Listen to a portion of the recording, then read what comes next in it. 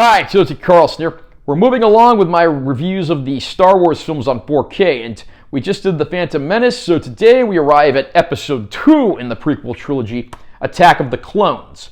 I'm going to unbox this release and share my opinions. Great cover art there with our principal cast, spine text, back cover. We do get a Movies Anywhere digital code of the film. And we get 3 discs in here. We get the film on Blu-ray, we get the film in 4K Ultra High Def, and under here we get a bonus disc as well. Watch the seeds of Anakin Skywalker's transformation take root. When Jedi apprentice Anakin Skywalker is assigned to protect Senator Amidala, he discovers his love for her and his own darker side. Obi-Wan Kenobi uncovers a secret clone army as the galaxy marches towards full-scale war. Share the adventure in incredible 4K Ultra High Def. It's no secret that The Phantom Menace is one of my least favorite Star Wars movies. It probably wasn't quite worth the 16-year wait that people had. And then 3 years later, we had Attack of the Clones, set 10 years later in the Star Wars universe from the events of The Phantom Menace. And this, of course, features an older Anakin Skywalker, now portrayed by actor Hayden Christensen. At this point, he's become a Padawan learner to Obi-Wan Kenobi, again portrayed by Ewan McGregor, who gives probably the movie's best performance. And the two find themselves on a security detail of sorts assigned to protect Senator Amidala, the former Queen of Naboo, when there have been numerous assassination attempts following her arrival on Coruscant.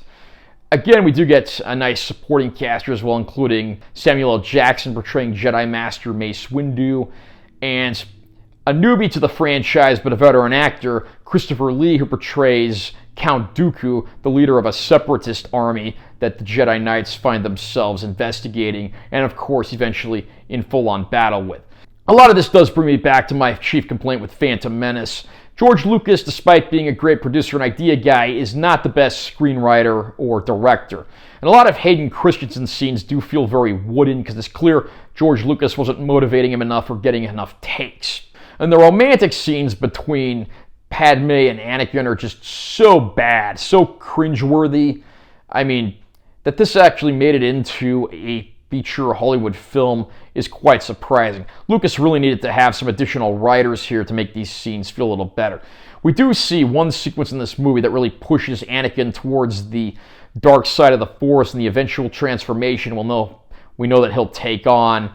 But the aftermath of the scene where he's venting and confessing his sins, again, just feels so terrible and wooden, and it really diminishes the impact of the scene. That said, though, the movie does still manage to pack in some great action sequences, including some battles involving the character of Jango Fett, the father of Boba Fett, portrayed by Tamura Morrison, he being the template for the clone army. And even everyone's favorite Jedi Master, Yoda, finally gets to engage in a lightsaber battle.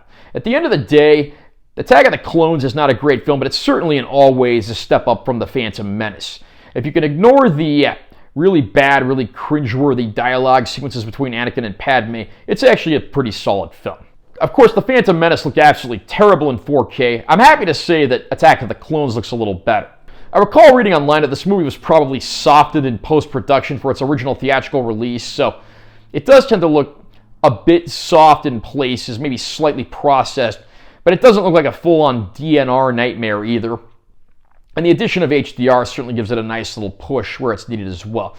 This isn't quite what I'd call a reference quality disc. Again, it is really heavy on CG effects and green screen work, and that diminishes how good it can look. You also have to keep in mind that episodes 2 and 3 were shot on digital 1080p cameras, so anything you get in 4K is going to be an upscale. But overall, it is a pretty solid looking title. And much like the previous film, we do get a bonus disc that's packed with archival bonus stuff, including deleted scenes, interviews, EPK type stuff, model making, effects. So if you are a fan of the movie, there's certainly a lot to watch there. I don't think Attack of the Clones is going to top anyone's list of the best Star Wars movies, but this is a respectable 4K release. Again, not exactly what I'd call demo material, just due to the nature of the source material, but no major complaints other than that. It is a solid-looking title overall. How about you? Where would you rank Attack of the Clones when it comes to the Star Wars movies? Did you get it on 4K yet? Comment down below, and let me know what you think. Also, remember to subscribe to this channel for more content. I'm always posting new videos, and make sure you give this one a like if you found it helpful. I'm UHD Carlson. See you next time.